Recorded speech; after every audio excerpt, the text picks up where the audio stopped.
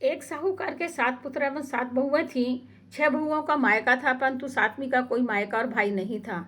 श्रावण मास की भाई पंचमी पर 6 बहुएं मायके जाने से पहले कुएं से पानी भरने गईं। तभी किसी ने पूछा, छोटी देवरानी कहाँ है? तब उन बहुओं ने कहा, आज भैया पंचमी है और उसका कोई भाई और मायका नहीं है, इसी कारण घर में उदास बैठी है। कुएं पर एक सर्प ये सारी बातें सुन रहा था।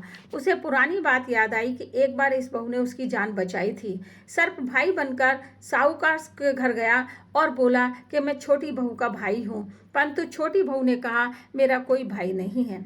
सर्प के विश्वास दिलाने पर जब बहन को विश्वास हो गया तो उसने सास से मायके जाने की इजाज़त ली। रास्ते में सर्प ने सच्ची बात बताते हुए कहा, मैं सर्प हूँ, तुमने मेरी एक बार जान बचाई थी, इसलिए तुम मेरी धर्म बहन हो। मैं बिल के पास पहुंचकर सर्प बन जाऊंगा और तुम मेरी पूंछ पकड़ करके अंदर आ जाना। कुछ दिन के पश्चात सर्प की पत्नी ने पुत्र को जन्म देने के कारण ननद को उपहार में 9 हार देते हुए कहा कि आपके अतिरिक्त किसी और के पहनने पर यह सर्प बन जाएगा।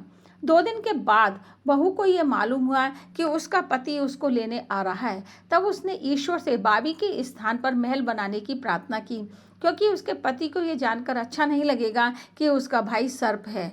पति 2 दिन मायके में रुका और भाई ने विदा करते समय खूब धन दौलत और मान सम्मान के साथ उसको विदा किया। घर से जब कुछ दूर निकल आए तब साहूकार के बेटे को याद आया कि वह कुछ चीज़ वहाँ पर भूल आया है। पत्नी के कई बार मना करने के बाद भी वह वहाँ चला गया।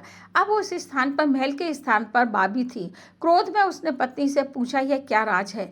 पत्नी ने सारी बातें उसको बता दी। कुछ दिनों के पश्चात छोटी बहू ने भी पुत्र को जन्म दिया और ननद ने वही 9 हार उपहार में मांगा। भाभी के कई बार मना करने पर भी जब ननद नहीं मानी तो उसको दे दिया। हार हाथ में आते ही सर्प बन गया।